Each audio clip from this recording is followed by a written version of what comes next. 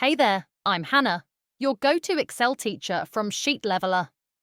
Ever tried copying values in Excel, but only wanted to paste them into visible records? If you've ever been frustrated by Excel pasting data into hidden rows, trust me, you're not alone. But don't worry, because in this video, I'll show you two easy methods to get around this issue. First, we'll cover how to copy and paste within the same table, and then I'll show you how to paste values from outside the table. So stick around till the end, because you'll definitely want to know both. Alright, let's jump in. Let's say we have a price list, and we want to copy new prices, but only for basic branded products, without affecting the rest of the data. First, filter your list so it only shows the products you want to update. Next, select both the column you're copying from and the column you're pasting into.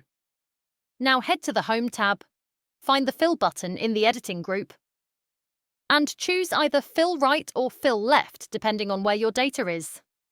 In this case, I'm copying from column C to column B, so I'll choose Fill Left, and boom!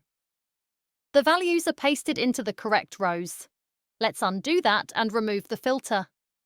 Now this method works only if the data you're copying is within the same table. But what if your values exist outside the table? That's where method 2 comes in. Alright, let's say our new prices are listed in a separate range, and we need to paste them only into visible rows. Here's how to do it. First, filter your data just like before. Next, select the cells where you'll be pasting the values and apply a background color. It doesn't matter which color. Now, remove the filter. This will bring back all the hidden rows. Click on any colored cell, right-click, go to Sort, and choose Put Selected Cell Color on top. This brings all the cells you want to paste into right to the top.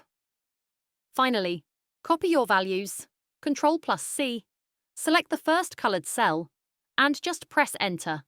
And there you go. Your values are pasted exactly where they need to be. And that's it. These two tricks will save you so much time when working with filtered data in Excel. Which method do you think you'll use the most? Let me know in the comments. If you found this helpful, don't forget to like, subscribe, and hit that notification bell so you don't miss any future Excel tips. Thanks for watching, and I'll see you in the next video.